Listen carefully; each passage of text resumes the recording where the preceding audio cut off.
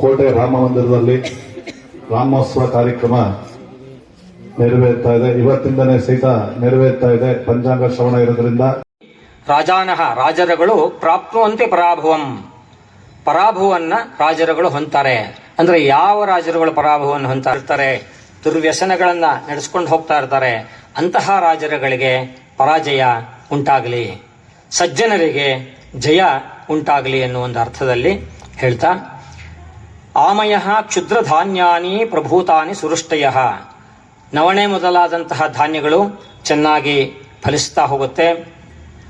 ಸುರುಷ್ಟಯ ಅಂದರೆ ಒಳ್ಳೆಯ ಮಳೆ. ಆ ಒಂದು ಉದ್ದೇಶ, ಮಳೆ ಯಾಕೆ ಒಳ್ಳೆ ಚೆನ್ನಾಗಿದೆ ಅನ್ನೋದ್ರೆ, ಈ ಪರಾಭವ ಸಂವತ್ಸರದಲ್ಲಿ ಯಾಕಪ್ಪ ಹೀಗಾಗಿದೆ ಅಂತಂದ್ರೆ, ಗುರು ಇವತ್ತಿನ ದಿವಸ ರಾಜ ಅಧಿಪತಿ. ಪ್ರಾರಂಭದಲ್ಲಿ ಇವತ್ತು ಗುರುವಾರ ಆದ್ರಿಂದ ಆ ಗುರು ರಾಜ ಆಗಿರ್ತಾನೆ. ಆ ಗುರು ತನ್ನ ಫಲವನ್ನ ಕೊಡಲೇಬೇಕಾದ್ರಿಂದ ಆ ಒಂದು ಸುರುಷ್ಟಿ ಉಂಟಾಗುತ್ತೆ. ಆದರೂ ಸ್ವಲ್ಪ ರೋಗ ಬಾಧೆ, ರೋಗ ರುಜಿನಗಳು ಈ ವರ್ಷ ಹೆಚ್ಚಾಗಿ ಇರುತ್ತೆ. ಅಂದ್ರೆ ಮಂತ್ರಿ ಕುಜ, ಸೇನಾಧಿಪ ಚಂದ್ರ, ಸಸ್ಯಾಧಿಪ ಶುಕ್ರ, ಧಾನ್ಯಕ್ಕೆ ಅಧಿಪತಿ ಬುಧ, ಅರ್ಘಾಧಿಪತಿ ಚಂದ್ರ, ಮೇಘಾಧಿಪತಿ ಚಂದ್ರ, ರಸಾಧಿಪತಿ ರವಿ, ನಿರಸಾಧಿಪತಿ ಗುರು, ಪಶುನಾಯಕ ಕೃಷ್ಣ. ಈ ಒಂದು ನವನಾಯಕರ 4, ರಾಜಪೂಜಾ 4, ರಾಜಕೋಪ 2, ಸುಖ 6, ದುಃಖ 3. ಅಂದರೆ ಇದೇನು ಸುಖ ದುಃಖ 2, 6, 3 ಆಯ್ತಲ್ಲ, ಆದಾಯ ಜಾಸ್ತಿ ಇದೆಯಲ್ಲ ಅಂತ ಅನ್ಕೋಬಹುದು. ಆದಾಯ ಹೆಚ್ಚಿದ್ರೂ ಅನಾರೋಗ್ಯ 4 ಇರೋದ್ರಿಂದ ಬಂದಂಥ ಆದಾಯನೆಲ್ಲ ಅನಾರೋಗ್ಯಕ್ಕೆ ನಾವು ವ್ಯಯಿಸಬೇಕಾಗತ್ತೆ. ಹಾಗಾಗಿ ಸುಖ ಮತ್ತು ದುಃಖದಲ್ಲಿ ನಾವು ತೆಗೆದುಕೊಂಡಾಗ ಆದರೂ ಚೆನ್ನಾಗಿದೆ. ಸುಖ 6, ದುಃಖ 3. ವೃಷಭ ಮತ್ತು ತುಲಾ ರಾಶಿಯವರಿಗೆ ಆದಾಯ 5, ವ್ಯಯ 14, ಆರೋಗ್ಯ 4, ಅನಾರೋಗ್ಯ 5, ರಾಜಪೂಜಾ 3, ರಾಜಕೋಪ 5, ಸುಖ 6, ದುಃಖ 3. ಮತ್ತು ಕನ್ಯಾ ರಾಶಿಯವರಿಗೆ ಆದಾಯ 8, ವ್ಯಯ 11, ಆರೋಗ್ಯ 6, ಅನಾರೋಗ್ಯ 6, ರಾಜಪೂಜಾ 0, ರಾಜಕೋಪ 5, ಸುಖ ಮತ್ತು ದುಃಖ 2 ಸಹ 3. ಕರ್ಕಾಟಕ ರಾಶಿಯವರಿಗೆ ಆದಾಯ 8, ವ್ಯಯ 2, ಆರೋಗ್ಯ 3, ಅನಾರೋಗ್ಯ 2, ರಾಜಕೋಪ 1, ರಾಜಪೂಜಾ 1, ರಾಜಕೋಪ 2, ಸುಖ ಮತ್ತು ದುಃಖದಲ್ಲಿ 6, 3. ಇನ್ನು ಸಿಂಹರಾಶಿಯವರಿಗೆ ಆದಾಯ 5, ವ್ಯಯನೂ 5, ಆರೋಗ್ಯ 1, ಅನಾರೋಗ್ಯ 1, ರಾಜಕೋಪ 4, ರಾಜಪೂಜಾ 4, ರಾಜಕೋಪ 2, ಸುಖ 6, ದುಃಖ 3. ಧನುಸ್ಸು ಮತ್ತು ಮೀನರಾಶಿ ಆದಾಯ 14, ವ್ಯಯ 11, ಆರೋಗ್ಯ 5, ಅನಾರೋಗ್ಯ 2, ರಾಜಪೂಜಾ 3, ರಾಜಕೋಪ 5, ಸುಖ ಮತ್ತು ದುಃಖದಲ್ಲಿ ಯಾವ ಬದಲಾವಣೆ ಇಲ್ಲ, 6, 3. ಇನ್ನು ಮಕರ ಮತ್ತು ಕುಂಭರಾಶಿಯವರೆಗೂ ಸಹ ಆದಾಯ 2, ವ್ಯಯ 8, ಆರೋಗ್ಯ 6, ಅನಾರೋಗ್ಯ 4, ರಾಜಪೂಜಾ 4, ರಾಜಕೋಪ 2, ಸುಖ ಮತ್ತು ದುಃಖದಲ್ಲಿ 6 ಮತ್ತು 3.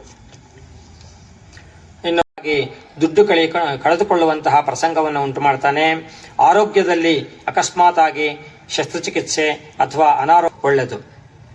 ನಂತರ ಗುರು ಜುಲೈ ನಂತರ ಕರ್ಕಾಟಕ ರಾಶಿಗೆ ಬಂದಾಗ ಈ ಒಂದು ಎಲ್ಲ ಏನು ಕಷ್ಟ ಕಾರ್ಪಣ್ಯಗಳು ಮೊದಲು 3 ತಿಂಗಳಲ್ಲಿ ಇರುತ್ತೆ, 3-4 ತಿಂಗಳಲ್ಲಿ ಅವುಗಳಿಂದ ಸ್ವಲ್ಪ ಮೇಲಕ್ಕೆ ಬರಬಹುದು. ದೇವರ ಅನುಗ್ರಹದಿಂದ, ಗುರುಗಳ ಅನುಗ್ರಹದಿಂದ ಅಥವಾ ಕುಲದೇವರ ಒಂದು ಆರಾಧನೆಯಿಂದ ಎಲ್ಲ ರೀತಿಯ ಒಂದು ಉತ್ತಮ ಫಲವನ್ನ ಕಾಣಬಹುದು. ಹಾಗೆ ಈ ಅನುಗ್ರಹಕ್ಕೆ ಪಾತ್ರರಾಗಿ ಆ ನಂತರ ಕೈ ಹಾಕಿದ್ರೆ ಒಳ್ಳೆಯ ಫಲವನ್ನ ನಿರೀಕ್ಷಿಸಬಹುದಾಗಿರುತ್ತೆ. ಇನ್ನು ಈ ವರ್ಷ ಉದ್ಯೋಗ ಮಾಡುವವರಿಗೆ, ವಕೀಲರಿಗೆ, ವೈದ್ಯಕೀಯ ವೃತ್ತಿಯವರಿಗೆ ಹೆಚ್ಚಿನ ಲಾಭ ಏನು ಈ ರಾಶಿಯವರಿಗೆ ಕಂಡುಬರಲ್ಲ. ಭಯದ ವಾತಾವರಣ, ಯಾವಾಗಲೂ ಬಾಧೆ ಹೆಚ್ಚಾಗುತ್ತೆ. ಹಿಂಗಾರಿ ಮಳೆ ಬಂದ ನಂತರದಲ್ಲಿ ಒಳ್ಳೆಯ ಒಂದು ಫಲ ಸಿಕ್ಕತ್ತೆ. ಈ ಶನಿಯ ಜಪ ಅಥವಾ ಒಂದು ರಾಹುವಿನ ಜಪ ಇವುಗಳಿಂದ, ಹಾಗೆ ನವಗ್ರಹದ ಆರಾಧನೆಯಿಂದ ನಾವು ಉತ್ತಮವಾದಂತಹ ಫಲಗಳನ್ನು ಈ ರಾಶಿಯವರು ನೋಡಬಹುದು. ಈ ರಾಶಿ ಅಗ್ನಿತತ್ವ ಹಾಗೂ ದ್ವಂದ್ವ ರಾಶಿಯಾಗಿದೆ.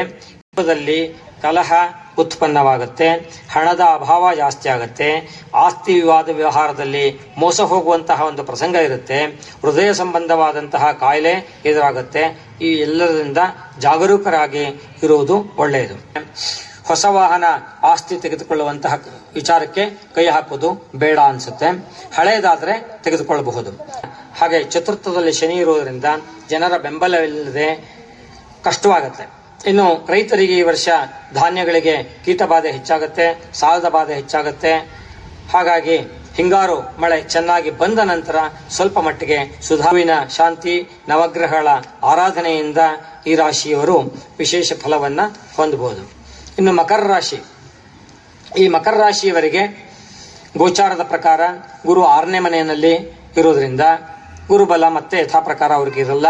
ದ್ವಿತೀಯದಲ್ಲಿ ರಾಹು, ಅಷ್ಟಮದಲ್ಲಿ ಕೇತು, ತೃತೀಯ ಸ್ಥಾನದಲ್ಲಿ ಶನಿ ಮಂಗಳ ಯುತಿ, 6ನೇಯದಲ್ಲಿ ಗುರು ಇರುವುದರಿಂದ ಶತ್ರುಗಳನ್ನ ನಾಶ ಮಾಡ್ತಾನೆ. ಮಧುಮೇಹ ರೋಗ ಇವರಿಗೆ ಹೆಚ್ಚಾಗಿ ಕಂಡುಬರುತ್ತೆ. ದ್ವಿತೀಯದ ರಾಹು ಕುಟುಂಬದಲ್ಲಿ ಕಲಹವನ್ನ, ಮಡದಿಗೆ ಆರೋಗ್ಯದಲ್ಲಿ ತೊಂದರೆಯನ್ನು ಉಂಟು ಮಾಡ್ತಾನೆ. ಕಣ್ಣಿನ ತೊಂದರೆ ಉಂಟಾಗಬಹುದು. ಅಷ್ಟಮದ ಕೇತು ಅಗ್ನಿತತ್ವ ರಾಶಿಯಲ್ಲಿರೋದ್ರಿಂದ ಮೂಲವ್ಯಾಧಿ ಉಂಟಾಗುತ್ತೆ.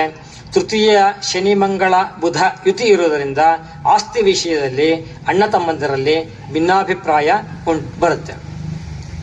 ಎಲ್ಲವೂ ಸಹ ಸ್ವಲ್ಪ ಮಟ್ಟಿಗೆ ಪರಿಹಾರ ಕಂಡುಬರುತ್ತೆ. ಇನ್ನು ಸಪ್ತಮದ ಗುರು ಬಂದ ಮೇಲೆ ಆರೋಗ್ಯದ ಸುಧಾರಣೆ, ಎಲ್ಲ ವ್ಯವಹಾರಗಳು ಸುಗಮವಾಗಿ ನಡೀತಾ ಹೋಗುತ್ತೆ. ಒಳ್ಳೆಯದು. ಆರೋಗ್ಯದಲ್ಲಿ ಏರುಪೇರು ಕಂಡುಬರಬಹುದು. ಡಿಸೆಂಬರ್ ತಿಂಗಳಲ್ಲಿ ರಾಹು ಜನ್ಮರಾಶಿಯಲ್ಲಿ ಸಂಚಾರ ಮಾಡೋದ್ರಿಂದ ಹಿರಿಯರಿಗೆ ಸ್ವತಃ ತಮಗೂ ವಾತ ಸಂಬಂಧ ರೋಗ ಕಂಡುಬರುತ್ತೆ. ಚರ್ಮ ರೋಗ, ಸಪ್ತಮದ ಕೇತು ವ್ಯವಹಾರದಲ್ಲಿ ಮೋಸ ಮಾಡ್ತಾನೆ. ಜಾಗೃತಿಯಾಗಿರೋದು ಒಳ್ಳೆಯದು. ಗುರುಚರಿತ್ರೆಯನ್ನ ಅಥವಾ ಆಂಜನೇಯನ ಒಂದು ಆರಾಧನೆಯನ್ನ ಮಾಡೋದರಿಂದ, ನವಗ್ರಹ ಆರಾಧನೆಯನ್ನ ಮಾಡೋದರಿಂದ ಕುಂಭರಾಶಿಯವರಿಗೆ ಇನ್ನೊಂದು 2 ವರ್ಷ ಸಾಡೆ ಸಾತಿ ಮುಂದುವರಿಯುತ್ತೆ. 5ನೇ ಗುರುಶಿತ ಭೋಜನದಿಂದ ಆರೋಗ್ಯದಲ್ಲಿ ಏರುಪೇರು ಉಂಟಾಗುತ್ತೆ. ಶಸ್ತ್ರಚಿಕಿತ್ಸೆಗೆ ಒಳಗಾಗಬಹುದು.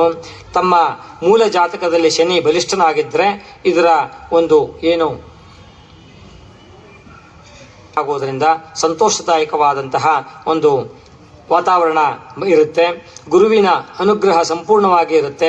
ಸಪ್ತಮದ ಕೇತುವಿನಿಂದ ಈ ವರ್ಷ ಯಾವುದೇ ತಾಯಿ ಕಡೆಯಿಂದ ಆಸ್ತಿ, ಹಣ, ಸಂಪತ್ತು ಬರುವಂತಹ ಯೋಗ ಸ್ತ್ರೀಯರಿಗೆ ಇರುತ್ತೆ. ಇನ್ನು ಹಳೆ ಮನೆ, ವಾಹನ ತೆಗೆದುಕೊಳ್ಳುವಂತಹ ಯೋಗ ಕಂಡುಬರುತ್ತೆ.